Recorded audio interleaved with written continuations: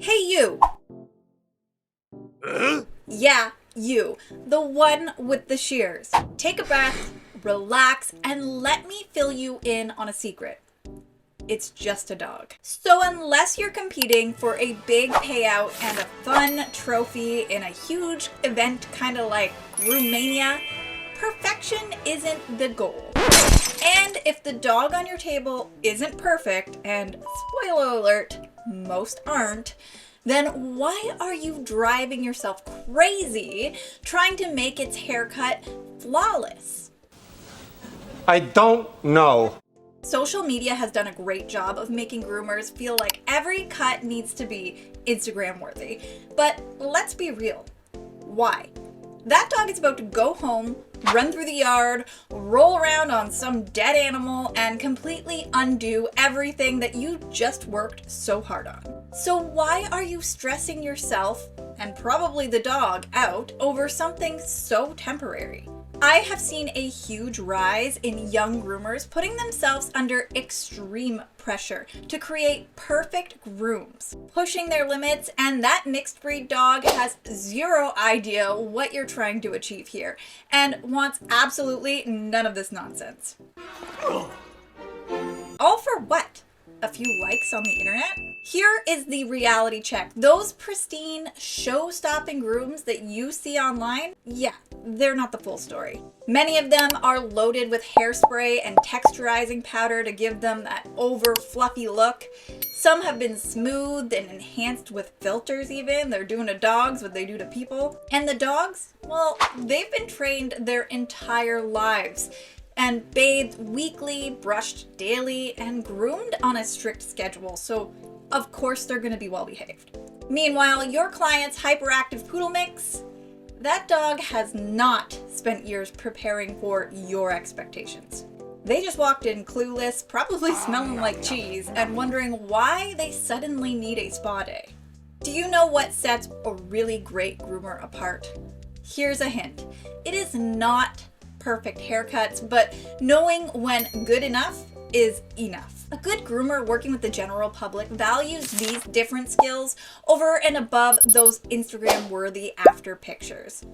And some of the things that they are going to value are understanding canine body language, which is super important. They're going to value your dog's skin and coat health above all else, and recognize when a dog is too stressed out. That's very important.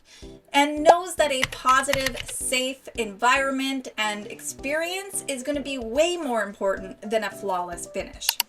And guess what? The majority of pet parents out there don't care about show dog quality. They just don't. They just want their pup to look better than when they drop them off, which is actually kind of a low bar, to be honest. It's not that hard to achieve. That's a pretty low bar. So you're already winning. Give yourself a pat on the back and give yourself that break. Here is something that a lot of people don't realize. Your stress directly affects every dog that you groom. Dogs are emotional sponges.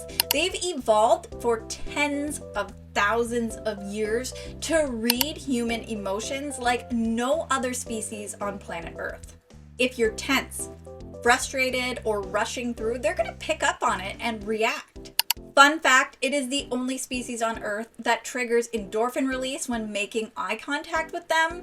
It's actually a really kind of cool thing that they evolved to do, and no other species can do that. So they're really in tune with us. So you could be the most technically skilled groomer out there, but if your attitude stinks, well, every dog on your table is going to push back against you. Dog grooming has way less to do with actual sculpting skills and way more to do with appropriately handling the dog that is directly in front of you. So here is your reminder. Stop stressing about perfection and start focusing on what the dog actually needs. Is the dog nervous? Well, maybe work at a pace that makes them more comfortable. Maybe they're easily distracted, so maybe you need to adjust your handling techniques a little bit.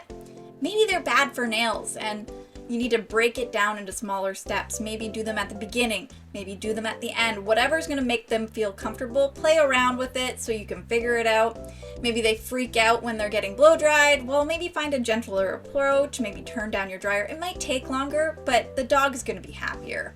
And when you shift your mindset from this haircut needs to be flawless to how can I make this a good experience for this dog, your grooms are going to naturally improve. I promise you that.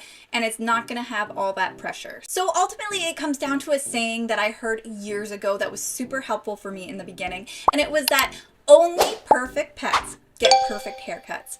And to break it to you, generally those don't exist. They are the unicorns of the pet dog world. So what's my end goal?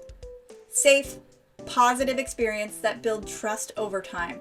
After all, dogs do have rough days, just like we do, especially when they're older, achy, or maybe just simply not in the mood. And honestly, I can relate some days. So take a break, smile, and for those who need to hear the truth, stop saying stop it. Stop, you dogs! All day long. Your coworkers are tired of hearing it, and I'm gonna go out on a limb here. The dog probably has no idea what it is that you want from it. So saying stop it is not gonna help them stop it. So to make things easier for you, I've compiled the most common mistakes in this video right here that you will want to check out if you want to learn how to fix them and how to make things easier and less stressful for you and the dog that's on your table. And if this hits home, hit that like button and subscribe for more real talk about pet grooming.